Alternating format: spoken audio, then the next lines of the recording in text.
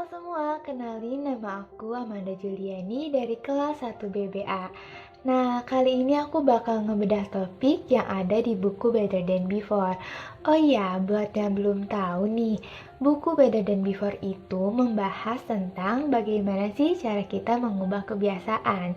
Dan sesuai dengan judul video ini, aku bakal membedah topik pengenalan diri yang ada di bab 1. Oke, langsung aja kita mulai.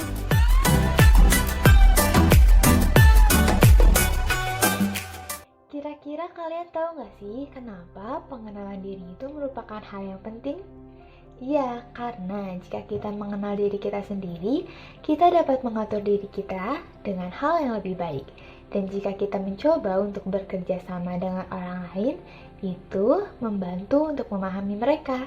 Jadi, belum tentu suatu solusi yang berhasil dilakukan oleh orang lain dapat bekerja pada diri kita dan juga sebaliknya.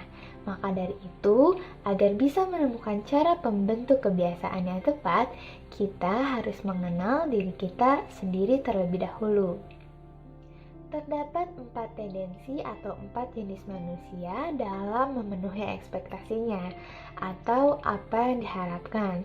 Nah, ekspektasi di sini itu terbagi menjadi 2. Yang pertama, ada ekspektasi eksternal atau apa yang diharapkan oleh orang lain terhadap diri kita, seperti menaati aturan, mengantri, juga memenuhi tugas deadline. Dan yang kedua itu ada ekspektasi internal, yaitu apa yang diharapkan oleh diri kita sendiri. Contohnya, makan lebih sehat, olahraga teratur, tidur lebih awal, dan lain-lainnya. Nah, 4 tendensi ini itu terdiri dari upholder, questioner, obliger, dan rebel.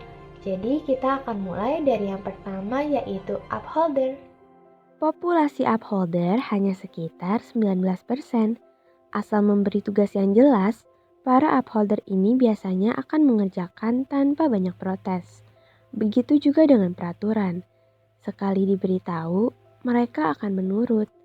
Mungkin bisa dibilang mereka lah yang biasanya paling reliable. Meskipun terlihat sempurna, kadang saking disiplinnya mereka justru cenderung kurang asik untuk diajak melakukan hal-hal yang off the track. Karena mereka akan selalu mengikuti peraturan meskipun tidak ada yang mengawasi. Mereka juga jadi kurang simpati dan toleran ketika orang lain tidak punya reliability yang sama seperti mereka.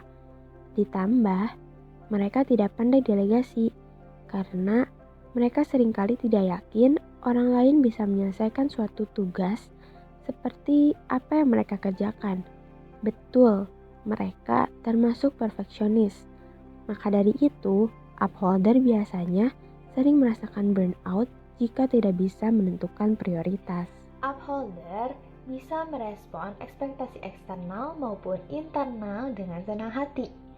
Nah, orang lain bisa mengandalkan upholder, dan upholder juga bisa mengandalkan diri mereka sendiri. Selain itu, upholder akan merasa memenuhi ekspektasi adalah suatu kewajiban. Jadi mereka akan menjaga resolusi dan biasanya dalam memenuhi tenggat waktu mereka akan menyelesaikannya lebih awal. Nah, upholder itu akan mengalami kesulitan saat ekspektasinya itu tidak jelas atau ada yang melanggar aturan. Upholder kadang berlebihan dalam menaati aturan.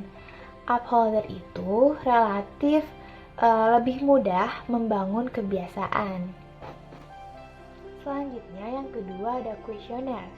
Mereka akan mempertanyakan semua ekspektasi dan hanya akan mematuhi ekspektasi yang dianggap benar oleh mereka. Kuesioner termotivasi oleh akal, logika, dan keadilan. Kuesioner akan menolak menaati aturan dan semaunya sendiri. Contohnya nih, dia akan menyeberang jalan di tempat yang tidak seharusnya, asal tidak ada kendaraan yang melintas.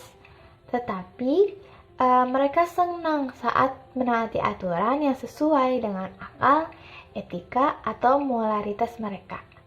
Jadi kuesioner itu suka membuat keputusan yang penuh pertimbangan dengan baik dan juga suka membuat kesimpulannya. Nah, beberapa kuesioner lebih mirip dengan upholder karena mereka itu mudah dibujuk untuk mengikuti aturan. Namun beberapa lebih juga mirip dengan rebel karena sulit diminta untuk menaati aturan. Populasi kuesioner ini termasuk yang terbesar kedua setelah obliger, yaitu 24%. Pada kuesioner, biasanya nggak segan untuk melanggar aturan jika mereka pikir aturan tersebut tidak masuk akal. Mereka cenderung tidak percaya sebelum mereka cari tahu dan menemukan buktinya sendiri. Singkatnya, mereka ini adalah orang-orang yang sering kita anggap ribet atau riweh. Sejatinya, para kuesioner ini butuh alasan yang masuk akal mengapa mereka harus melakukan tugas tersebut. Mereka tidak akan puas dengan jawaban seperti memang sudah seperti itu keadaannya dari dulu, atau memang sudah seperti itu aturannya. Tapi, sisi baiknya, mereka itu paling bisa diandalkan untuk memperbaiki sebuah proses. Karena kecintaannya pada efisiensi, mereka paling bisa mengoreksi dan memberikan alternatif agar sebuah proses bisa berjalan dengan baik. Selanjutnya yang ketiga ada obliger. Mereka merespon ekspektasi eksternal dengan senang hati. Tapi, mereka itu kesulitan untuk memenuhi ekspektasi internal. Obliger termotivasi oleh akuntabilitas pengawasan dari orang lain.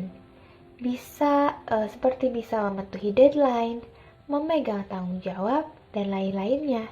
Tetapi sulit untuk memotivasi diri mereka sendiri, seperti mengerjakan tesis, menservis kendaraan, atau hal lainnya. Nah, obliger itu kadang mengorbankan diri mereka sendiri untuk kepentingan orang lain. Jadi mereka itu lebih mengutamakan orang lain dibandingkan dirinya sendiri. Janji kepada orang lain tidak bisa mereka langgar, tetapi janji pada diri sendiri dapat mereka langgar.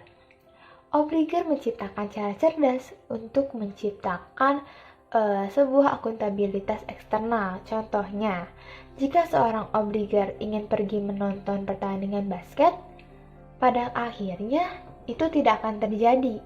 Dia tidak akan pernah pergi. Tetapi saat dia membeli tiket pertandingan basket dan akhirnya dia pergi, itu karena ada orang lain. Karena ada saudaranya misalnya yang akan marah jika dia tidak datang. Jadi, kebutuhan menjadi seorang panutan seringkali membuat para obliger ini tetap menjalankan kebiasaannya. Juga menjadi beban ekspektasi dari orang lain, kadang membuat obliger itu kelelahan. Karena obliger sulit untuk mengatakan tidak, obliger juga sulit untuk membentuk kebiasaan baik untuk dirinya sendiri. Bagi mereka, kuncinya adalah tanggung jawab dari orang lain.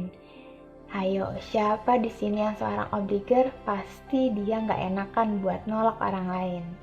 Populasinya merupakan yang paling besar di antara semua tendensi, yaitu 41%. Nah, karena susah menolak, para obliger ini sering dimanfaatkan oleh orang lain hingga akhirnya mereka mencapai batasnya dan marah terhadap keadaan. Mereka juga sering berpikir kalau mereka ini pemalas karena kurang bisa memotivasi dirinya sendiri. Padahal, obliger ini hanya perlu bertanggung jawab ke orang lain. Katakanlah, saat mereka ingin memulai suatu kebiasaan baru, mereka bisa melakukannya saat disiasati dengan meminta bantuan orang lain untuk mengawasinya agar mereka merasa bertanggung jawab terhadap seseorang. Nah, yang terakhir nih ada rebel, di mana dia itu menantang semua ekspektasi secara lahir batin. Rebel bekerja untuk mencapai tujuan, tentunya dengan unik, dengan caranya sendiri gitu. Nah, rebel itu menilai tinggi pada proses yang dia lakukan sendiri jalannya. Selain itu, jika saya seorang rebel misalnya, saya akan lebih suka melakukan tugas yang saya ingin selesaikan daripada tugas yang ditugaskan untuk saya. Jadi, bisa dikatakan bahwa aset terbesar dari rebel adalah suara mereka yang berbeda pendapat. Rebel juga sering membuat orang merasa frustasi karena sulit untuk diminta melakukan apapun. Bahkan seringkali mereka melakukan hal yang sebaliknya.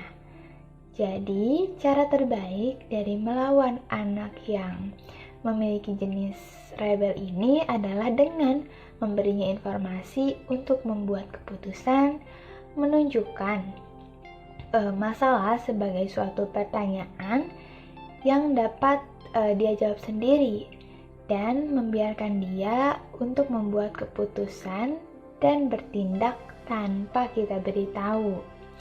Nah, rebel juga kadang frustasi pada dirinya sendiri karena mereka tidak bisa mengatakan pada dirinya sendiri apa sih yang harus mereka lakukan.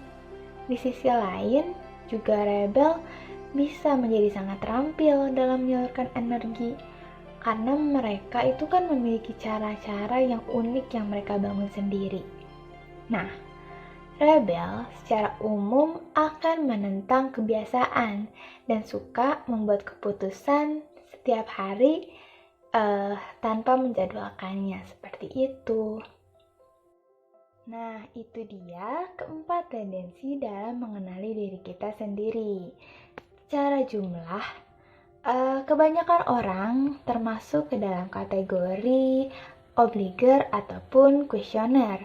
Sedikit orang yang termasuk upholder ataupun rebel.